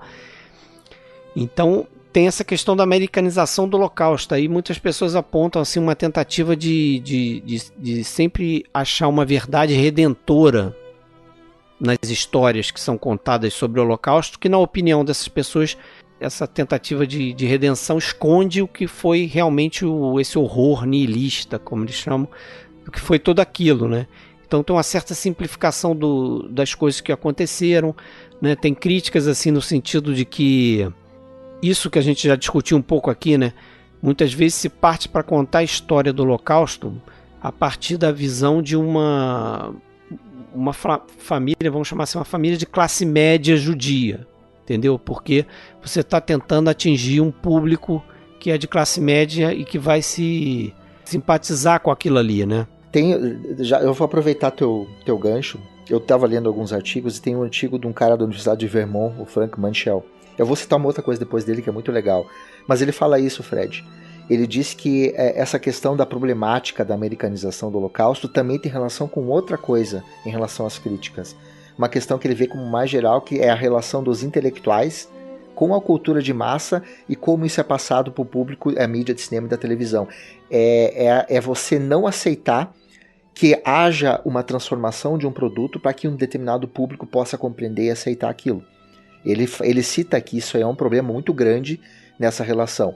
Mas eu acho muito bacana que ele diz o seguinte: filmes não funcionam no vácuo. A capacidade de entreter e educar, eu estou lendo aqui, está ligada à condição de mercado incerta, batalha contra a censura, práticas industriais e considerações financeiras que afetam todo mundo que recebe o produto. Quanto mais se entende esse aspecto de pano de fundo do filme, mais se aprecia os desafios que o Spielberg teve que enfrentar para passar essa ideia adiante e chegar a um vasto público. E aí eu acho, legal nessa história toda você ouvir as pessoas que talvez sejam as mais interessadas nessa história toda, que são os próprios sobreviventes. O produtor do filme, né? Aquela história também o Branko Lustig. O Branko Lustig. É isso. E durante a gravação, né? Fala aí. em Auschwitz, ele o Liam Neeson comenta, né, que ele estava nervoso, o Spielberg estava nervoso, estavam gravando em Auschwitz, a cena em que... A primeira cena do Liam A primeira Neeson. cena que eles estão gravando ali, e aí o Branko Lustig chega para ele, enquanto eles estão gravando, ele tá vendo aquele casebre lá, aquele barracão lá, foi onde eu fiquei. E diz que aquilo ali bateu pesado no Liam Neeson, enquanto ele estava gravando a cena que ele mostra os dedos da menina, diz que ela é usada para polir cartucho, etc e tal, estava nevando, etc e tal. E aí que é a questão, a gente tem um produtor envolvido dando o aval daquilo, a gente tem o próprio Pfefferberg, que passou mais de 30 anos tentando levar essa história adiante. A gente teve 52 mil relatos coletados pela Fundação Shoah. Isso, Fábio. Então, muito bem lembrado. Quem da mais, Fundação. além dessas pessoas, para balizar a maneira como essa história está sendo contada e passado adiante, com mais autonomia e mais autoridade do que quem está sentado numa cadeira avaliando isso por um outro ponto de vista. Pois é. Né? E o próprio Spielberg fala isso, que muitas dessas pessoas, desses sobreviventes, não conseguiram ver o filme, né, mas relataram para ele assim, a satisfação de saber que tinha alguém que não estava deixando essa história morrer, né? Tava trazendo essa questão à tona para ser discutida, né? E eu acho assim por tudo que eu li ali, essa experiência para o Spielberg foi muito transformadora, né? Como você falou lá no início, né, Fábio, que ele era um cara que meio que renunciava às origens judaicas dele e tal, né? Muito por ter sofrido bullying ali na escola, eles eram, acho que, os únicos judeus. Essa história é um pouco contada ali no The Fabelmans, né? Mas ele se vê frente a essa história, ele se vê filmando, porque isso foi uma escolha dele também, né? Fazer o filme em locação. Grande parte do filme é feito ali nos locais onde as coisas aconteceram. Fora um pouco Auschwitz, né? Parece que Auschwitz ele não recebeu permissão lá. Ele teve que reconstruir, né? Ele teve que reconstruir meio que do lado de fora ali do portão, ele teve que reconstruir para fingir que é dentro do campo, né? Mas ele mesmo disse que teve momentos assim de depressão, né? Que ele foi apoiado pela esposa dele, né? A Kate Capshaw, a atriz, né? Robin Williams. Tem um relato do Michael Kahn, né? Que ele editou uma das cenas, agora eu não vou lembrar qual era, não sei se foi a do Gueto, e ele mostrou pro Spielberg a cena. O Spielberg simplesmente levantou e foi embora. Assim, eu não consigo falar a respeito disso agora. O Spielberg conta, cara, que ele tinha uma dificuldade enorme a princípio de conversar com os atores alemães, porque isso também é uma coisa realista no filme, né? Ele escolheu atores poloneses de Israel e tal para fazer a maioria dos judeus ali. E para fazer os soldados alemães, ele chamou alemães. Então, para ele era uma dificuldade enorme de estabelecer algum relacionamento ali, alguma conversa com esses atores vestidos como soldados alemães. Ele falava que às vezes as pessoas queriam conversar com ele, perguntar, como é que foi fazer Tubarão, ET, não sei o quê, e ele não dava muito papo. Ele só ficava ali como diretor, dava as instruções para os caras.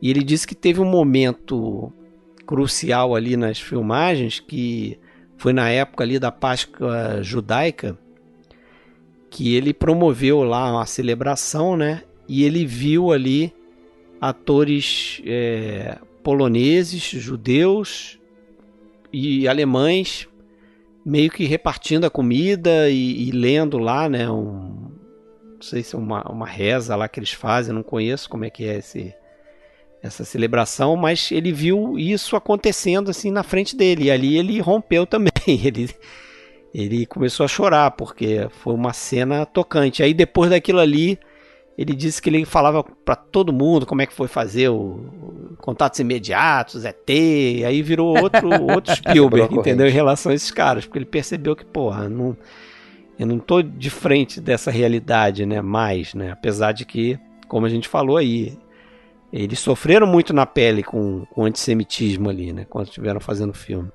Fred, eu tinha te interrompido, você ia falar do apoio que ele recebeu de quem? Do Robin Williams? Genial essa história. Tem essa história aí que o Robin Williams, que era um grande amigo do Spielberg... Desde o Hulk, né? Desde do Hulk, que ele ligava, tinha um horário, ele tinha um cuidado, né, por conta do fuso horário, de ligar na hora certa que o Spielberg estava lá, depois das filmagens e tal, ele acertava lá o horário, mas ligava todos os dias naquele horário, para meio que fazer um stand-up pelo telefone para o Spielberg. E o Spielberg gargalhava com as coisas que ele falava ali, e o Spielberg termina dizendo o seguinte: mas um negócio do Robin Williams é que quando ele atingia lá, conseguia fazer você dar a maior gargalhada de todas, ele não falava tchau nem nada, ele simplesmente desligava o telefone. Então você estava no auge lá do teu... Né, da tua satisfação lá, e o cara, desligava o telefone na tua cara. Genial, porque ele sabia, inclusive, o fuso horário, a hora que ele tinha que ligar para falar com o Spielberg. Eu acho que é importante a gente comentar, porque eu comentei dessa questão da crítica ao uso da linguagem pro espetáculo, etc e tal, que é a coisa da americanização, né? Eu li artigos sobre isso. Um dos artigos que eu li tem uma coisa que eu acho bem interessante, que o autor diz o seguinte, é um artigo que critica essa espetacularização. Por isso que é bom a gente comentar. Ele diz o seguinte, é cuidar pela banalidade do mal multiplicada pelo mal da banalidade. É a crítica de você banalizar, né, aquele feito em prol do espetáculo. E ele cita assim, lembrar para que não se repita sem permitir que a lembrança se torne produto. Eu não discordo disso, eu acredito que nenhum de vocês discorde disso. A questão é que, citando esse artigo, eu e vocês, pelo jeito, a gente não acha que o caso da lista de Schindler, por mais seja um produto que ganhou 350 milhões de dólares, banalize o uso dos recursos, porque a função que o recurso se presta aqui é muito maior do que simplesmente ganhar dinheiro, simplesmente se tornar um produto que ganhe dinheiro. E aí eu quero só monopolizar 2 minutinhos, porque eu tenho uma história muito legal sobre isso. O Hugo é professor.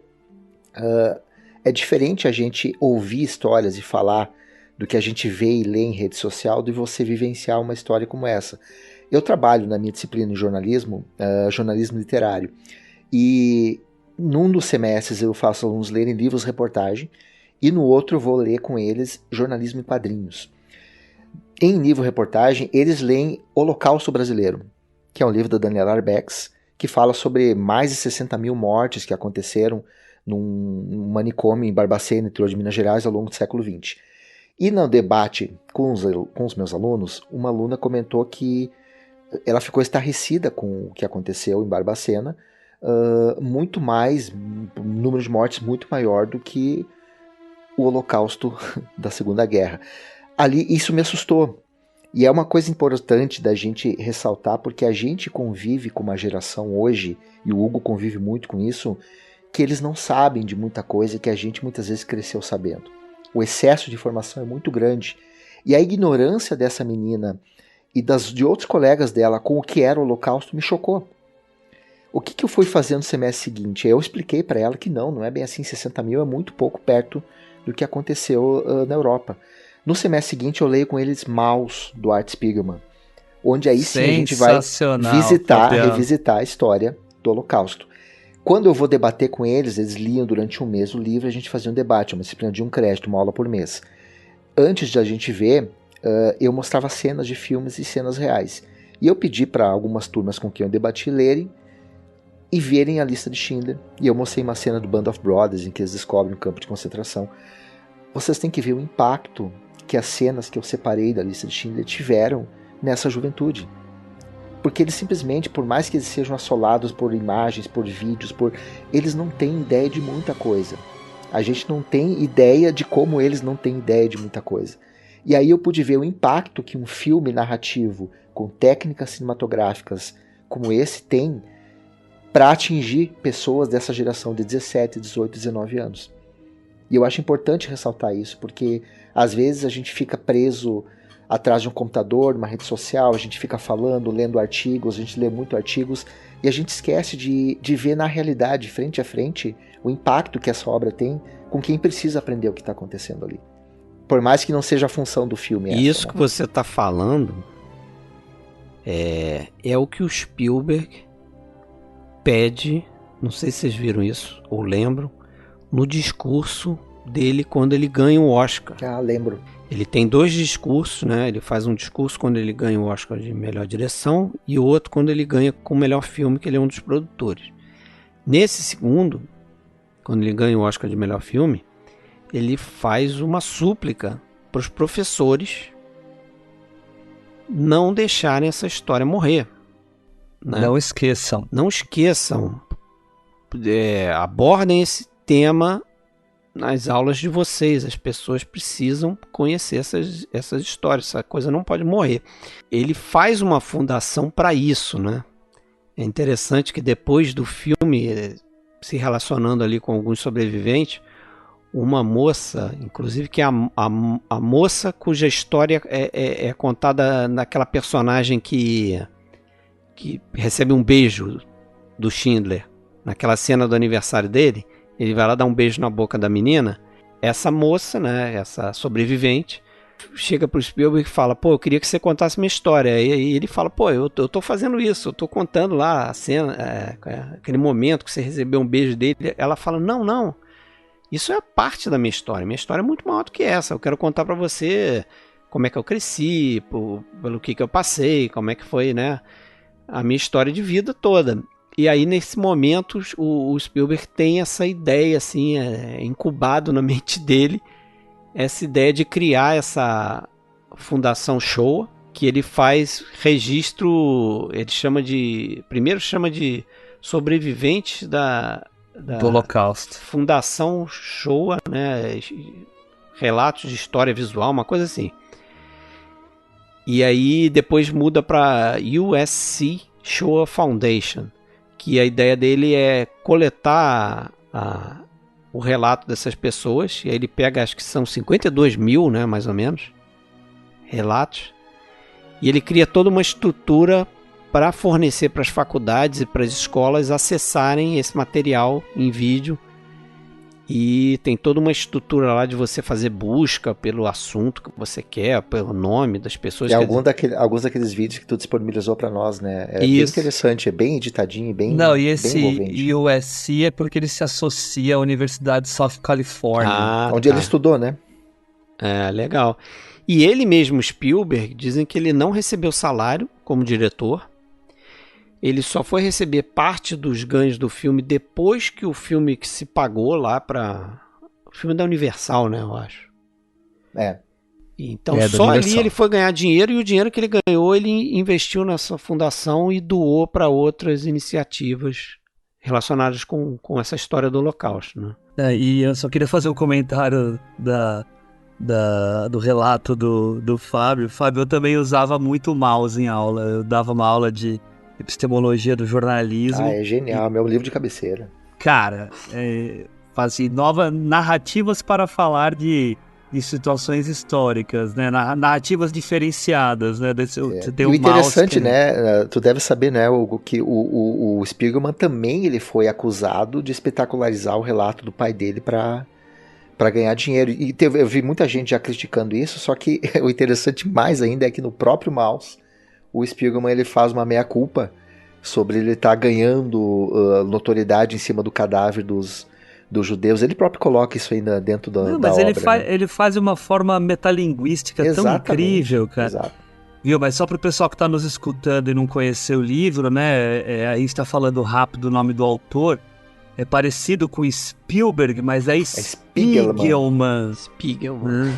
Spiegelman. O pessoal ia confundir aí. Isso. E é um dos melhores quadrinhos da história, assim. É o único quadrinho a ganhar o Pulitzer de jornalismo. E tu sabia, né? Ele é um livro que ele se tornou meio que obrigatório no ensino fundamental na Alemanha. Sensacional, não sabia não. A história viva, né? Não sabia não, viu? Mas até aproveitando essa questão da espetacularização, e o Fábio falou que ele concorda com aquele argumento, né, colocado pelo crítico. Sim, devemos concordar com esse argumento, mas o erro e isso acontece nos dias de hoje, né, com toda essa questão dos cancelamentos e tal, que é uma outra questão, mas que é você colocar todo mundo no mesmo balaio. Não dá para colocar tudo no mesmo balaio. Não é porque esse argumento do cara faz sentido que você pega uma lista de Schindler e coloca dentro dessa mesma lógica. E compara com o menino do pijama listrado. Né? Isso, exatamente. Entendeu? Você não vai ter... não vai encontrar esses elementos da espetacularização. Você vai ter uma linguagem que foi utilizada. É a mesma coisa que você... Eu tava pensando nesses assuntos, né? É a mesma coisa que você reclamar do registro pictórico que o Picasso faz do massacre de Guernica. Assim, não, mas ele tá fazendo aqui um exagero a respeito daquilo que eu... Cara, é uma representação. Se você for tomar isso por base, que nenhuma forma de arte vai conseguir expressar o que foi o Holocausto, você não vai ter como registrar ou como fazer nada a respeito daquilo ali. Isso. Porque nunca aquela experiência vai proporcionar para o espectador o que as pessoas realmente passaram, né? Em Não. tese, a gente não poderia representar o genocídio dos povos nativos, a gente poderia representar Nada. a morte Nada dos indígenas traumático americanos, você poderia genocídio fazer. na Ásia, na África. Nada traumático, né? Porque a Exatamente. pessoa que sofreu aquilo ali, o cinema não vai fazer o espectador sentir aquilo que a pessoa sofreu, que a pessoa passou. Né? E eu volto àquele meu argumento de que filme ficcional não é documentário, tá? Então a gente tem que lembrar que, assim, a história do Schindler, que até vocês mesmos comentaram, teve gente lá achando maravilhoso de que essa história, enfim, veio à tona, saiu das catacumbas, né, para todo mundo saber que ela aconteceu. Ela é apenas uma das histórias. Tudo bem, é uma história imensa, porque ele salvou mais de 1000 pessoas, né? Mas quantas histórias deixaram de ser contadas e que tem, de alguma forma, a possibilidade de serem representadas por uma história que está aí sendo contada, tá? Então esse serviço prestado por meio da arte tem que ser enaltecido, sendo feito de uma forma séria, cuidadosa. Claro, você pode uma pessoa debater, que tem comprometimento com isso, né? Que fez parte, de certa forma, fez parte dessa história, né? Através de seus avós e tal.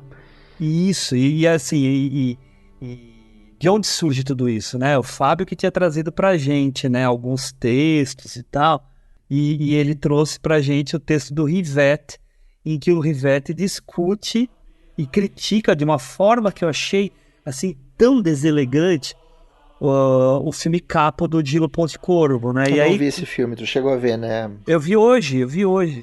Eu entendo até o motivo da crítica dele, mas eu não vi o filme, queria que você falasse um pouco. Então, e aí eu queria chegar nisso. Cara, tem uma hora que ele fala do traveling que é feito na direção da personagem da Emmanuelle Rivat, que se suicida nos fios de alta tensão do campo, né? E que ele faz um traveling, e esse traveling é algo que deve inspirar o nosso desprezo ao cineasta. Cara, não é exagero o que eu vou falar para vocês. O traveling, a câmera caminha seguramente menos de 5 metros. Não, nem isso. 3 metros. Para reposicionar a câmera para mostrar a personagem, tá? Não há nenhuma justificativa. Eu acho que isso é de um extremismo purista tão grande para encontrar um pelo em ovo que nem existe. Eu acho nesse caso aí uma certa arrogância também, né? Você está falando do Rivette, diretor, né? Do Rivette, diretor, que criticando o trabalho de um outro colega, ou seja, ele tem outra visão sobre aquele material ali, né? Ele vai fazer de outra forma. E qual o problema? E de novo, como é que você vai criticar uma pessoa, né? Voltando àquela história do Scorsese. E é algo até que eu vi uma entrevista do Denzel Washington falando sobre isso, né? Quando pergunta para o Denzel Washington algo do tipo, por que você acha que uma história tal tem que ser contada por um negro, não sei o quê? E ele fala, toma, por exemplo, a Lista de Schindler e Os Bons Companheiros. Certamente o Scorsese poderia fazer um ótimo trabalho dirigindo a Lista de Schindler. E o Spielberg poderia dirigir Os Bons Companheiros. Mas é a questão da contextualização, né? E a questão de você ter uma bagagem cultural a respeito daquele tema, que você vai ter uma abordagem diferente. Aí ele até usa um exemplo lá de uma questão do cabelo, né, do negro e tal, uma coisa com pente. Eu não entendi direito a história justamente por causa disso, porque eu não estou inserido nesse contexto. Mas tem outros negros assim do lado dele, eu não lembro quem, tinha uma atriz, eu não lembro quem estava. E quando ele fala aquilo, eles riem. Aí ele fala, tá vendo? É isso que eu estou falando. Eles sabem o que eu estou dizendo. Eles entendem esse contexto, né? O que eu quero dizer? Então, porque eles viveram isso. E eu acho que é esse caso aqui, né? Não, e essa arrogância, eu vou repetir pela terceira vez. No próprio texto do Rivette, ele menciona o Noite e Neblina do René, que é um documentário. Sim. É outro Então, tipo de proposta. é outro outra filme, outro tipo de proposta. aproximação.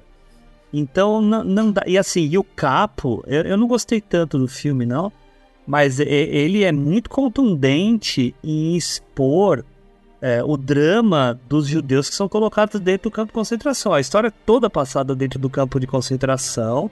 E o que eram os capos, né? No caso, é a parte feminina lá, né? Eram aquelas judias, e também tem o caso dos judeus, que ficavam como se fossem os B10 dos judeus dentro dos barracões, né? E que batiam neles e que eram agressivos, né? Então, isso é demonstrado lá, mostra o povo indo para câmara de gás, né? Os pais da protagonista, né? No início do filme, não é spoiler isso, né? São colocados uma câmara de gás, né? Então existe uma série de escolhas de linguagem, de aplicação de música, a música do filme é muito boa, mas que são escolhas do realizador, e assim, nunca cabe a nós assim, problematizar, sim, mas colocar como se fosse algo terrível, condenar que não justifica, condenar, eu acho isso de um erro, é uma censura à arte. Bom, já que detonamos aí o Rivette aí, vamos encerrar que já tem um tempinho aí. Não sei que vocês queiram falar mais de alguma coisa. Eu queria fechar com uma coisa só. Fala Dizer aí. que eu vi o filme pela mais de 10ª vez, né? Como eu já tinha comentado, e chorei que nem um nenê de novo. Isso aí todas as vezes. Cara, é incrível, assim, chorar de soluçar. Não cheguei a soluçar não, mas tem que segurar as lágrimas ali, porque é terrível. Não, eu tava sozinho, então deu pra chorar bem, assim, cara. Então é um filme muito bem construído pra fazer isso com a gente. Eu revi de novo e uma coisa que sempre me assusta e que eu acabei não comentando, acho que dá pra falar no encerramento, por mais que haja um exagero em certas abordagens ali, eu acho que a nazista não tem que ser tratado bem, ele tem que ser exagerado mesmo. A gente tem que realmente bater em cima, nem que seja para reforçar o quanto foi monstruoso que eles fizeram. Mas sempre me assusta a banalidade do mal que o filme expõe. Enquanto tudo acontece, as conversas, os risos, as aleatoriedades que esses personagens, os nazistas, são demonstrados no filme do Spielberg, como tudo que acontece ali é banalizado, como se fosse algo extremamente natural. É uma das coisas mais assustadoras do filme e que está em relatos, a gente vê isso no Mouse, a gente vê em relatos, e que eu acho que o filme consegue expressar muito bem o quanto há essa desumanização, e acho que isso é um legado que tem que ficar. As pessoas têm que ver como essa banalização da violência, do mal, do preconceito, ela deixa rastros, porque a gente está num tempo em que isso parece que está começando a voltar. E a maneira como o filme assusta a gente com isso precisa ser reforçado. Parece, Fábio, tá voltando tudo, cara. Tá voltando tudo. Esse comportamento extremista de direita tá acontecendo de forma generalizada, cara. Generalizada. Olha a mentalidade aqui de metade do nosso país. Isso realmente é assustador. Sempre me assusta isso. Mas é isso, né? O filme ganhador de 7 Oscars, só para registrar aí. Primeiro Oscar do Spielberg, né, como diretor. 7 BAFTA, 7 Oscar. Isso, ganhou o melhor filme, ganhou roteiro adaptado, ganhou fotografia para o Kaminski, ganhou montagem para o Cam e ganhou trilha sonora para o John Williams. Direção de arte, porque nada. Direção de arte também.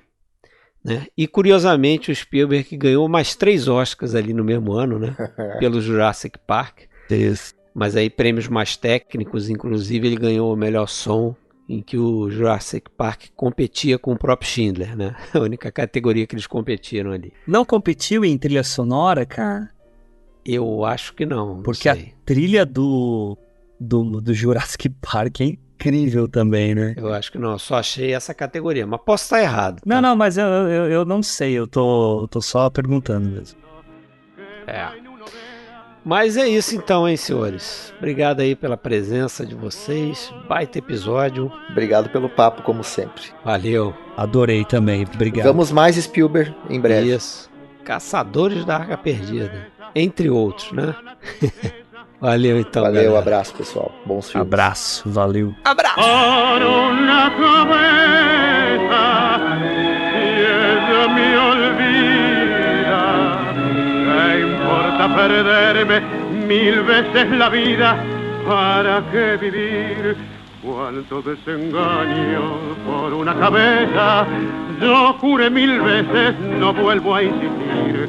Pero si un mirar me hiere al pasar, tu boca de fuego otra vez quiero besar. Basta de carreras, se acabó la timba, un final reñido yo no vuelvo a ver. Pero si algún bingo llega a ser fija el domingo, Stern! yo me juego en... Stern! Stern! Itzhak, Stern!